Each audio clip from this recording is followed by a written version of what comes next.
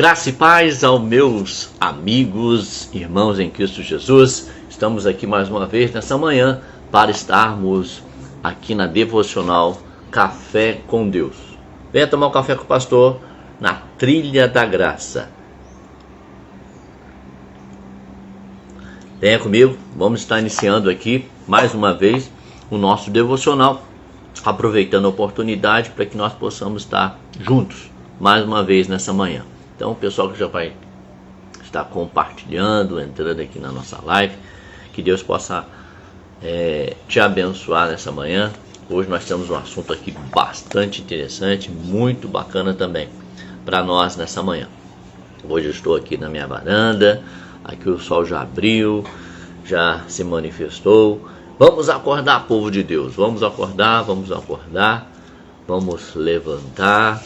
Sei que para levantar na parte da manhã é muito difícil, né? O pessoal fica naquela, ai Jesus, de manhã mais uma vez. Mas levantar cedo é muito bom, porque a gente já inicia o dia lá em cima.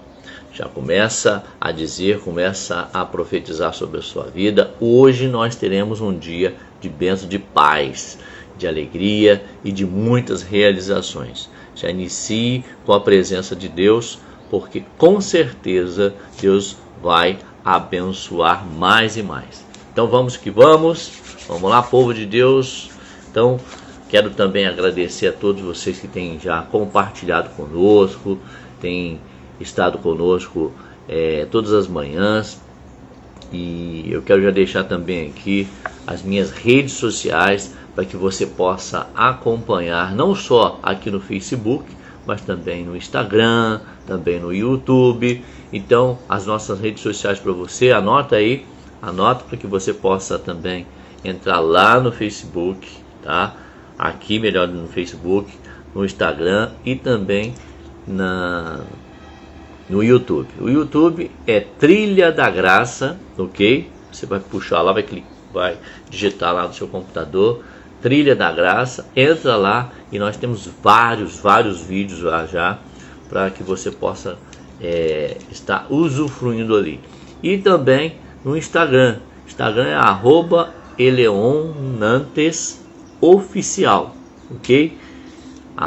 @eleonantesoficial. Temos também o Twitter, temos ali outras redes sociais, mas os mais importantes são essas que eu te falei, tá bom? Então venha participar conosco para que nós possamos aprender um pouquinho mais da palavra de Deus. Todos os dias a partir das 8h30 da manhã estamos aqui na Trilha da Graça com Café com Deus, ok? Temos aqui já separado aqui a nossa palavra de Deus, a Bíblia, né? E temos aqui o nosso livro que nós estamos acompanhando, que é o livro do nosso querido pastor, isso mesmo, Vivendo na Graça Superabundante, pastor Maurício Fragali.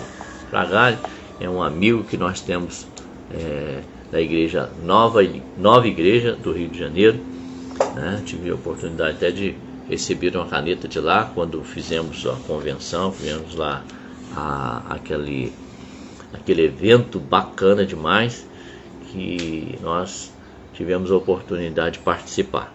Então, hoje nós vamos falar um pouquinho sobre o nosso tema hoje. O tema da manhã hoje é: a graça é simples. E é verdade, a graça é muito simples, mas muitas pessoas têm tentado complicar a graça de Deus. Então, hoje nós vamos estar participando junto aqui. Quero agradecer a todos vocês que estão participando conosco. Pessoal que também já está participando, pode convidar aquela pessoa que você gostaria que também ela acompanhasse aqui. Manda para ela, compartilha para ela, para que nós possamos estar entrando também em outros lares, outros lugares, para estar abençoando o povo de Deus, ok? Então, nosso tema hoje é: a graça é simples. A graça é simples. Interessante que no Evangelho de Lucas vemos descrita uma atitude de Jesus que nos deixa clara a visão do novo tempo em que estamos vivendo. o tempo da graça. Esse é o novo tempo que nós estamos vivendo. Esse mesmo texto que vamos ver também nos mostra o quanto a graça é extremamente simples, porque ela é de Jesus em pessoa. A graça é Jesus. Eu tenho dito isso aqui, que a graça é uma pessoa, ok? Então aprenda isso. Então a simplicidade de Jesus é o retrato da graça. Qual o retrato da graça, meu amigo, minha amiga, você nessa manhã que me assiste? O retrato da graça é a pessoa do Senhor Jesus Cristo, ok? Então, apenas contextualizando a passagem que você lê, que nós vamos estar seguindo aqui, na época de Jesus já existia uma estrutura, uma organização definida, melhor dizendo, né? Nas sinagogas. O que é sinagogas? Eram os lugares onde eles frequentavam, né? Que seria copiada mais tarde pela própria igreja. Hoje nós acabamos copiando, né, esses locais, que é o local onde você adora, onde você busca o Senhor. As funções de diáconos e bispos já eram comuns naquela ocasião. Por exemplo, nas reuniões do sábado, antes de o estudo bíblico começar, era a função do diácono designar quem leria determinadas passagens, em quais momentos isso se daria.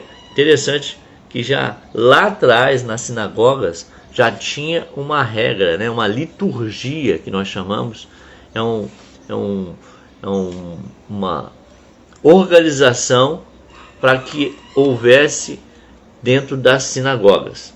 Então ali já tinha quem ia ler uma passagem bíblica, quem ia trazer uma palavra, quem ia louvar. Isso são liturgias dentro da sinagoga daquela ocasião. É o que nós vemos hoje dentro da igreja do Senhor. Quando eu falo igreja institucional, ok? Sempre digo que igreja somos nós. Nós somos a igreja. Nós não vamos para a igreja, nós participamos, nós cultuamos junto com os irmãos em algum lugar determinado, que nós chamamos de igreja, ok?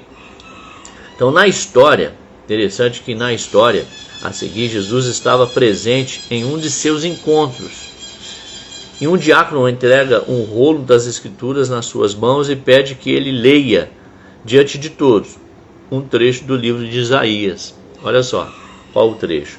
Foi aqui em Lucas capítulo 4, versículo 16 a 20, que diz assim, ó, um trecho de Isaías: indo para Nazaré, onde fora criado, entrou num sábado na sinagoga, segundo o seu costume, e levantou-se para ler.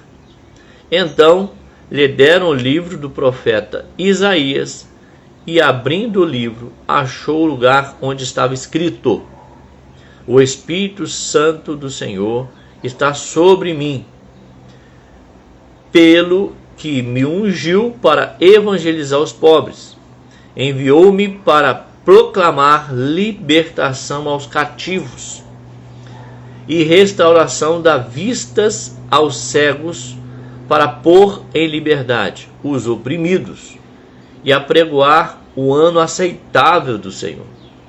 Tenho fechado o livro, devolveu-o ao assistente e sentou-se, e todos na sinagoga tinham os olhos fitos nele. Aqui você observa uma passagem do Antigo Testamento sendo lida pelo Senhor Jesus Cristo. Ali estava se cumprindo uma promessa, ok? Ali estava se cumprindo uma passagem. Então nós vemos que, repare bem aqui, que Lucas nos diz que após ler o trecho que lhe foi designado, Jesus fechou o livro, no versículo 20. Mas se conferirmos o texto lido por Jesus com a passagem original em Isaías, veremos que Jesus não leu a passagem completa até o seu final. Leia comigo e compare Lucas 4, versículo 19, com Isaías 61, 2. Vamos agora para Isaías 61, 2, para a gente fazer a comparação aqui daquilo que ele leu. O Espírito do Senhor, Deus, está sobre mim, porque o Senhor me ungiu para pregar boas novas aos quebrantados. Enviou-me a curar os quebrantados de coração, a proclamar libertação aos cativos e a pôr em liberdade os algemados, a apregoar o ano aceitável do Senhor e o dia da vingança do nosso Deus, a consolar todos que choram. Olha, observa bem aqui, né? Então eu li para você aqui Lucas capítulo 4, versículo 16 a 20, e agora fazendo a comparação de Isaías 61, 1 e 2, ok? Então, observe aqui, Lucas nos revela que Jesus não leu a parte que fala do dia da vingança do nosso Deus. Ele não leu, ok? Porque ele fez isso. Por quê? Por que ele fez isso? Ele podia ter lido tudo, né? Porque na sua primeira vinda, ele veio trazer o quê? O ano aceitável do Senhor. Ele veio para trazer o ano aceitável do Senhor. Jesus não quis falar sobre vinganças. Preste atenção.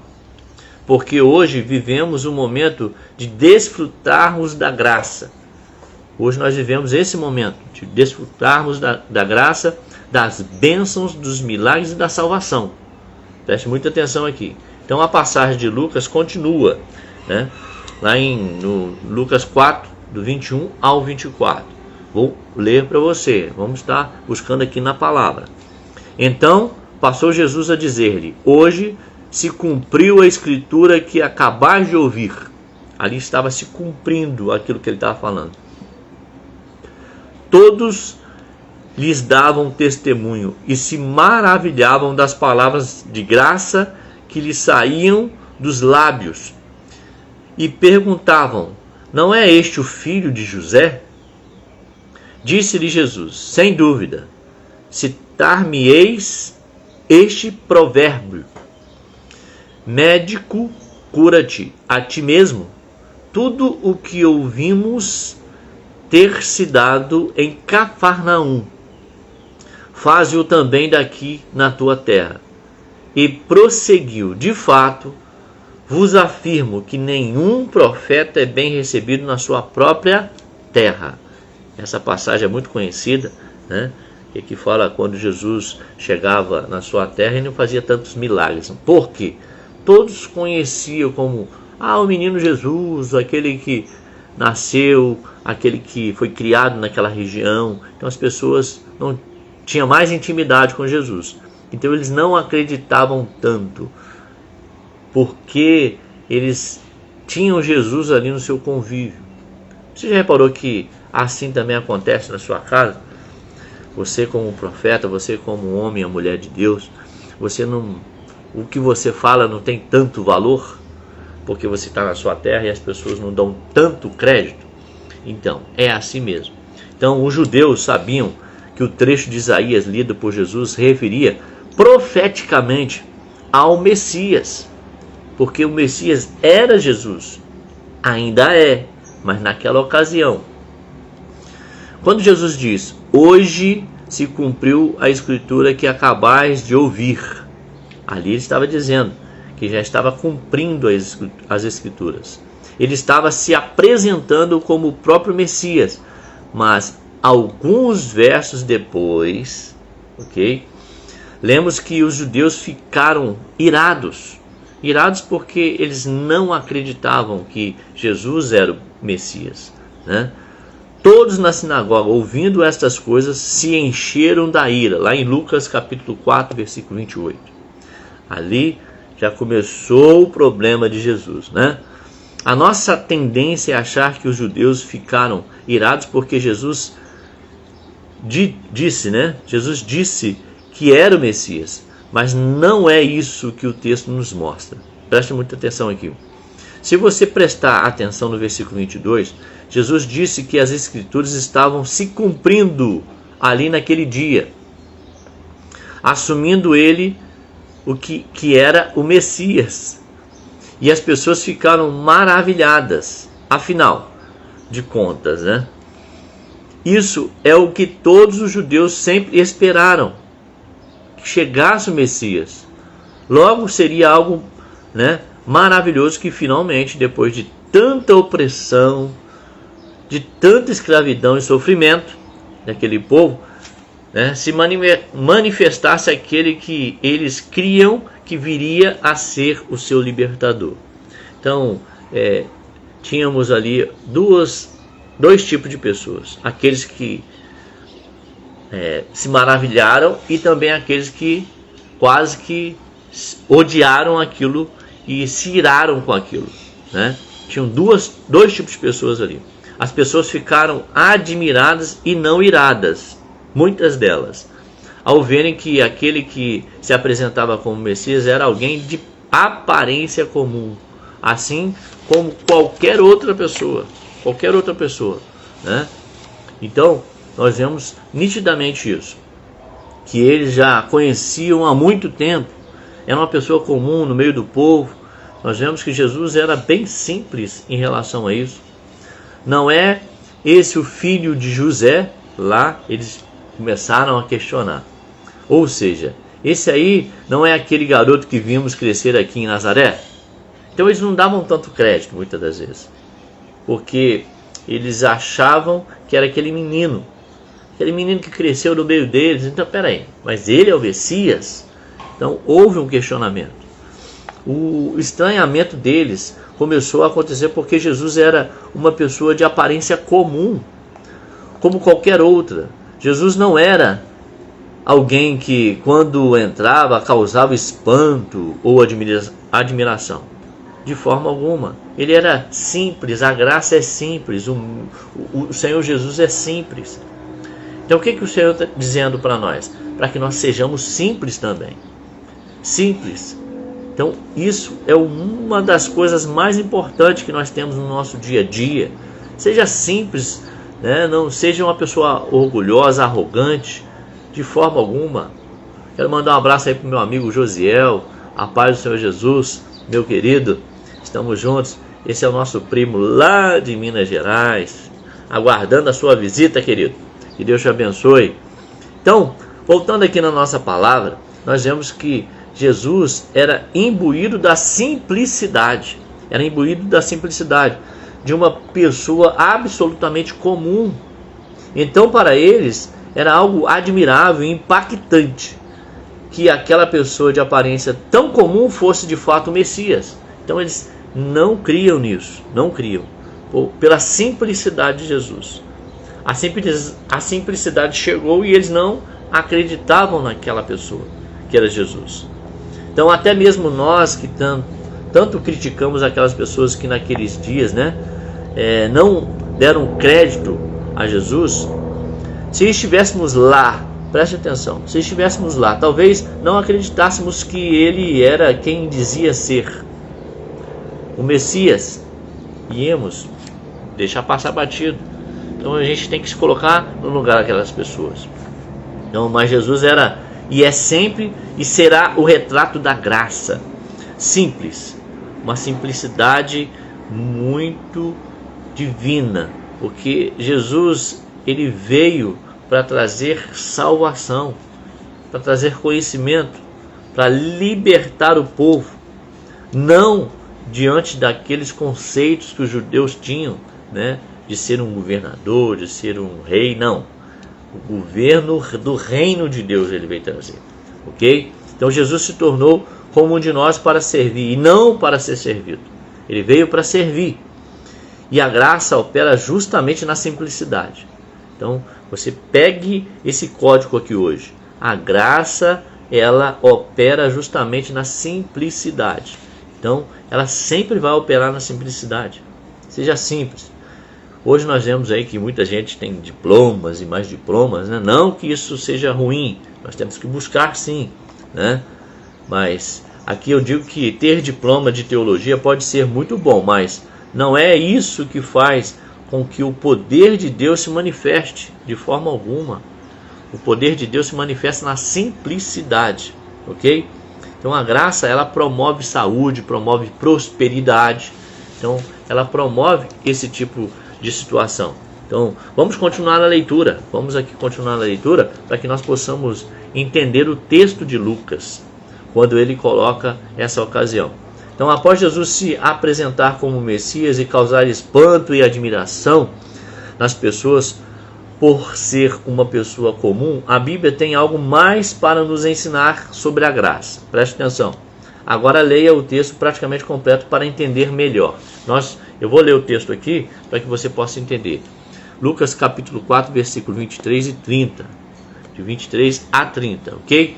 Disse-lhe Jesus: sem dúvida, citar-me-eis este provérbio: médico, cura-te a ti mesmo. Tudo o que ouvimos ter se dado em Cafarnaum, faze-o também aqui na terra. De fato, vos afirmo que nenhum profeta é bem recebido na sua própria terra. Na verdade, vos digo que muitas viúvas haviam em Israel no tempo de Elias, quando o céu se fechou por 3 anos e 6 meses, reinando grande fome em toda a terra. E a nenhuma delas foi Elias enviado, senão a uma viúva de Sarepta, de Sidom. Havia também muitos leprosos em Israel nos dias do profeta Eliseu, e nenhum deles foi purificado, senão Naamã, o sírio. Todos da sinagoga, ouvindo estas coisas, se encheram de ira, e levantando-se expulsaram-no da cidade e o levaram até o cimo do monte sobre o qual estava edificado, para de lá o precipitarem abaixo. Jesus, porém, passando por entre eles, retirou-se. Jesus teve que sair daquela situação, né? Quando Jesus traz à tona essas duas histórias, da viúva de Sarepta e de Naamã, que falam de duas operações milagrosas, né, de Deus, inexplicáveis aos olhos dos judeus, aí sim o povo fica irado. Olha só, preste muita atenção aqui. Tão irado que ameaça matar aquele que minutos antes lhe haviam encantado. Chegou o Messias, poxa, que bênção, mas logo após a história nos conta que ele foi quase morto por conta dessa situação, né? Que histórias são essas? Essas duas histórias de milagres da viúva de Sarepta e também do milagre, né, de Naamã. Em 1 Reis 17, 8 e 16, o profeta Elias foi mandado até Sarepta. Se você entrar lá no livro dos reis, você vai observar essa história em Sidom. E não era uma cidade judaica, mas de gentios. O grande problema está aí. Lá havia uma viúva que não tinha expectativa de viver por muitos anos, porque estava passando uma necessidade de fome naquela ocasião, por causa da fome que havia naquela terra. Tudo que ela tinha em sua mão, na sua casa, para alimentar si e seu filho, era um punhado de farinha. Todos já conhecem essa história, né? Um pouco de azeite. O profeta Elias, ao encontrá-la, pede para que ela fizesse ali um bocado para ele, antes deles comerem alguma coisa. Interessante isso, né? E a gente sabe que ali estava numa situação constrangedora, já para comer e morrer. Isso que aquela mulher trouxe. Então, no meio de uma crise de seca e fome, preste atenção, a viúva de Sarepta se torna milagrosamente próspera. Olha só como é que essa história nos revela hoje a nossa necessidade, aquilo que nós estamos vivendo. Quantas pessoas hoje estão vivendo um momento de constrangimento financeiro? Muitas pessoas. Então, nós vemos que a graça, ela prospera no meio da seca, da fome, porque o nosso Deus deixou bem claro dentro da palavra que Ele não vai deixar nós mendigarmos o pão, ok? Então preste atenção, a fartura era tanta que ela pôde suprir as necessidades de toda a cidade onde ela morava. Traga as panelas para que encha, né, de azeite. Então nós vemos que azeite naquela ocasião era um produto que trazia financeiramente recursos e era utilizado para várias situações, ok? E tamanha a provisão de Deus sobre a sua vida. Então eu profetizo hoje sobre a sua vida provisão de Deus. Provisão de Deus na seca, na fome, na necessidade, porque Deus ele vai suprir as nossas necessidades. Jesus relembra aos que o ouviam na sinagoga que nenhuma das viúvas de Israel daquele tempo recebeu nada semelhante. Então isso deixou aquele povo irado, porque não era para os judeus. Eles eram muito sectários. Se não fosse para eles, para outras pessoas eles não queriam. Então nós vemos que Jesus estava quebrando esse conceito e a mente deles ali daquela forma. Aquela ideia de só ser abençoado o judeu, o gentio não sendo abençoado. Hoje não. Todos nós estamos debaixo da graça de Deus. Então ao comparar as viúvas de Israel, nós vemos que essa viúva de Sarepta, né? Uma não judia que recebeu aquela bênção. Que bênção, né? Isso causou um incômodo enorme nos seus ouvintes, porque não era judia. Aí está o grande problema. Então nós vemos isso. Então, e isso revolta, né? Revolta. Tem tanta raiva e muitos judeus ficaram irados por conta disso. Mas se observarmos esses exemplos, vemos que Jesus falava sobre dois pontos cruciais do Evangelho: cura e prosperidade. O que ele está trazendo hoje? Cura e prosperidade. Conhecidos a dois personagens que não eram pertencentes ao povo da antiga aliança. Eles não eram pertencentes. Jesus estava chamando a atenção daquelas pessoas para o fato de que, em uma época em que a lei estava em plena vigência, quem recebeu os maiores milagres no tempo de Elias e de Eliseu foram judeus obedientes aos mandamentos, mas gentios. Não eram só os judeus. Aqueles gentios manifestaram mais crença nas palavras dos profetas Elias e Eliseu do que as pessoas do próprio povo. Eis aqui uma questão. O povo a quem tais profetas haviam sido enviados. Se você perceber, verá que o mesmo aconteceu com Jesus, que teve mais crédito das pessoas de outras cidades do que dos próprios concidadãos. Ele teve mais crédito fora de onde ele nasceu, de onde ele morou, de onde ele viveu, do que fora. Então, o crédito foi muito maior fora do que dentro. Então, nós vemos aqui o quanto o Senhor abençoa a todos que recebem o Senhor Jesus. Quero mandar um abraço também para o André Regis. André Regis, a paz do Senhor, meu amigo. Lembra de mim? Claro que eu lembro, meu filho. Lembro demais. Que Deus te abençoe. Ok? Então nós vemos aqui que a graça de Deus, ela vem sobre todos. Só depende de nós recebermos. Esse sim é o Evangelho de Cristo. A graça de Deus não vem só sobre evangélicos. Não. Eu não estou pregando religião aqui.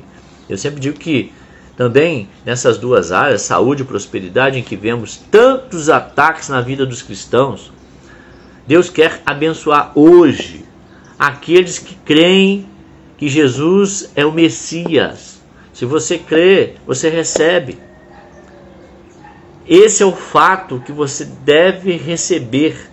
Recebe. Quando Jesus entra no circuito, prosperidade no seu sentido mais amplo e saúde divina começam a se estabelecer na nossa vida, porque o Evangelho é o poder de Deus. É o poder de Deus. Lá em Romanos capítulo 1, versículo 16. Dunamis. No grego significa poder, power. Power em inglês. É poder de Deus, querido. O poder de Deus se manifesta para você.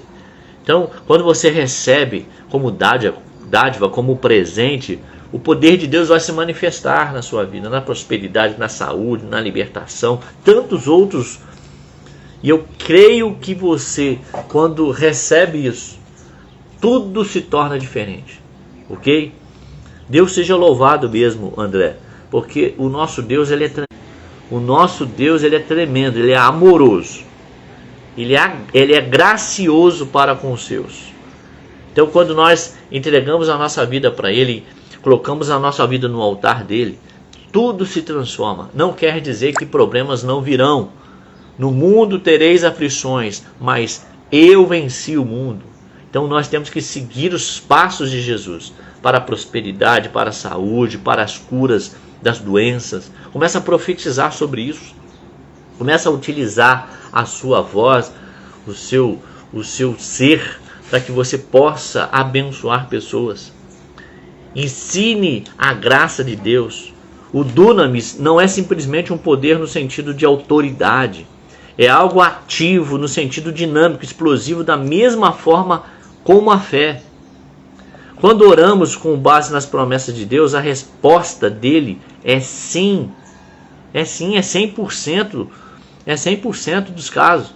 Por isso a fé ativa diz, lá em 2 Coríntios, capítulo 1, versículo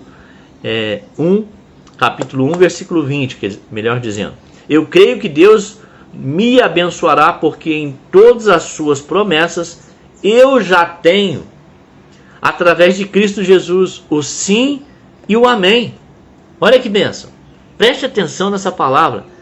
Ele está dizendo que já tinha as promessas do Senhor, através de Cristo Jesus, o sim e o amém. Então receba isso, não existe dúvida na fé. Não pode existir dúvida. Se porventura, tomara que, isso é dúvida. Creia na esperança, naquilo que você não viu, mas creu que vai acontecer. Começa a falar o que eu creio, eu falo. Começa a falar, querido. É isso que eu quero que você entenda. Saúde e prosperidade divinas não são para aqueles que merecem, mas para aqueles que entendem. Olha só, o código para você, ó. Não é o que merece, mas o que entendeu, o que entende, que Deus lhes dá todas as suas promessas, pela graça, e as recebemos pela fé. Tenha fé, querido. Se você não tem, peça ao Senhor que Ele vai te dar. O crer cabe a cada um de nós, mas o milagre cabe a Deus. Se você crê, quem vai fazer o milagre é Deus. É Ele quem opera a obra por nós. É Ele que está operando a obra. Para nós e através de nós. Então, ele deixa bem claro isso. A crença tem que ser correta. Você tem que crer no Senhor Jesus Cristo.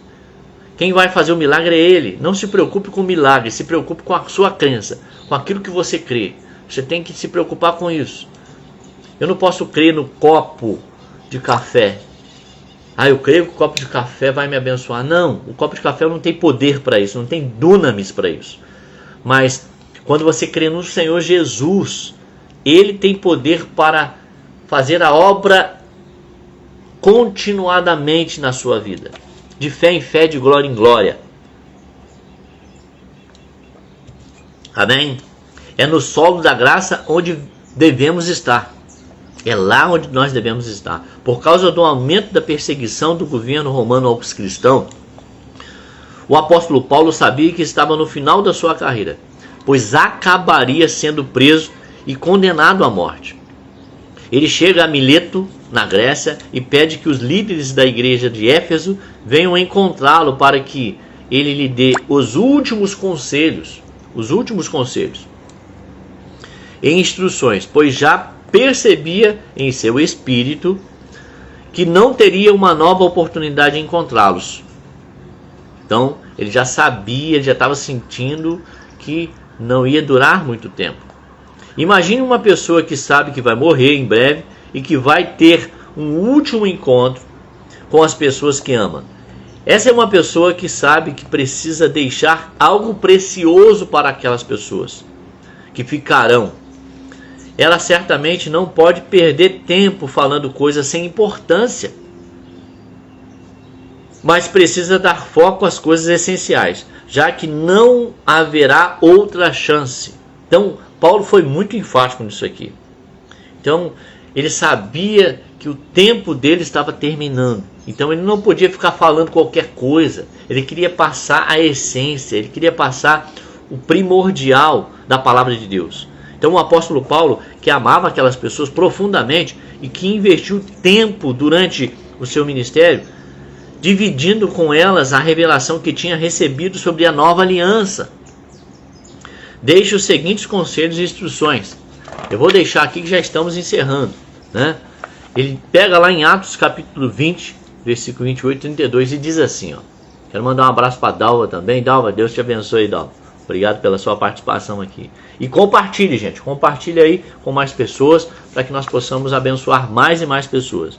Então Paulo deixa bem claro aqui, ó.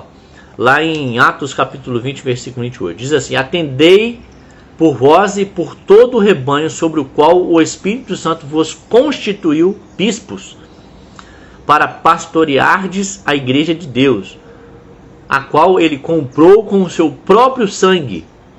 Eu sei que depois da minha partida entre vós penetrarão lobos vorazes, que não pouparão o rebanho, e que dentre vós mesmos se levantarão homens falando coisas pervertidas para arrastar os discípulos atrás deles. Portanto, vigiai, lembrando-vos de que por 3 anos, noite e dia, não cessei de admoestar, com lágrimas a cada um. Lá no 32, agora, pois, encomendo-vos ao Senhor e a palavra da sua graça, que tem poder para vos edificar e dar herança entre todos os que estão santificados. Quem recebe a graça já está santificado. Quem recebe a graça, quem é a graça? É Jesus. Jesus é a graça. Quando você recebe a graça, você está sendo cada dia santificado. Em que Paulo concentra o seu discurso? Na graça. Ele concentra o seu discurso na graça. Se ele tinha que deixar alguma coisa para aquelas pessoas, era a graça de Deus. Ele enfatizou a graça. Paulo orienta-os a não ensinarem para a igreja algo diferente daquilo que eles receberam. Graça e fé. Isso foi o que Paulo orientou para que aquelas pessoas continuassem falando sobre a graça e sobre a fé. Ele diz que a igreja deveria ser edificada em sólidas bases, porque apareceriam lobos vorazes. Muitas pessoas vieram com conversas, falsos mestres, pessoas que ensinariam doutrinas deturpadas e que muitos da própria igreja os ouvirão e os seguiriam. Então a preocupação de Paulo aqui era com esses lobos vorazes pregando falsidade, falsos profetas. Entenda que a graça e a fé foi algo determinado pelo apóstolo, que escreveu várias cartas, vários compêndios para aquelas pessoas, orientando o que é a graça de Deus. Então isso é muito importante. Paulo deixou instruções para que vigiassem. Nós temos que vigiar hoje. Não podemos receber qualquer palavra. São palavras, que aos nossos ouvidos parece até boa, mas para o coração não funciona. Muitos falsos profetas estão aí pregando o evangelho, entre aspas. Não pregam a graça de Deus, não pregam a fé do Senhor. Então Deus deixa bem claro isso para nós através do apóstolo Paulo. Essas palavras são para nós hoje. Com tantas opções de crenças disseminadas por aí, com tantas doutrinas estranhas, tanto misticismo e manipulação, muitas vezes a igreja tem se confundido e se perdido. A graça nós recebemos, nós não fazemos esforço, porque é pelo mérito próprio, pastor. Nós temos que fazer força para alcançar, para ganhar o coração de Deus. Não, o Senhor já determinou para a gente. Ele já derramou o seu sangue no Calvário. Então você tem que receber a graça. E a graça vai te transformar de dia a dia, de fé em fé, de glória em glória. Ela vai te transformar. Então, hoje eu quero deixar essa palavra para você, para eu encerrar. E uma frase aqui para você, ó. Mas é somente no solo da graça que recebemos a herança. E aqui temos direito, que vemos realizadas as promessas que Deus tem para nós e que as transformações e milagres acontecem de fato. Por isso, é no solo da graça que devemos fincar os nossos pés, sempre. É no solo da graça. Nós estamos na nova aliança, não na antiga aliança. Não estamos debaixo da antiga aliança. Jesus já findou isso, iniciou uma nova aliança. Nós estamos debaixo da graça de Deus, do amor de Deus. Se sinta amado nessa manhã, querido. Não se sinta condenado. Quem condena, quem traz culpa é Satanás. O Senhor Jesus, o Espírito Santo de Deus, ele não nos condena. Ele traz graça, ele traz amor. Se sinta amado nessa manhã. Se sinta amado. Você é agraciado de Deus. Você é um bem-aventurado do Senhor. Então, se sinta amado. A graça é simples. Receba a graça. Receba o Senhor Jesus na sua vida. E tudo se transformará. É automático isso. Isso vai se transformando. Transformar é de fé em fé, de glória em glória. E assim nós vamos vivendo debaixo da graça. Não receba outra palavra a não ser a palavra da graça. Ok, meu querido? Quero agradecer a todos vocês que estão conosco todos os dias a partir das 8h30 da manhã. Todos os dias nós estamos aqui trazendo uma palavra de fé para você, uma palavra de bênção, para que você possa ter um dia cheio de graça, cheio de libertação, cheio de realizações. Que Deus conceda a você aquilo que está no seu coração, ok? Então, fique na fé. Lembra sempre de entrar lá no YouTube, no Instagram. Acompanha-nos ali e eu tenho certeza que Deus vai continuar te abençoando através da palavra da graça, em nome de Jesus. Um grande abraço, fica com Deus e até amanhã, hein? Fica com Deus.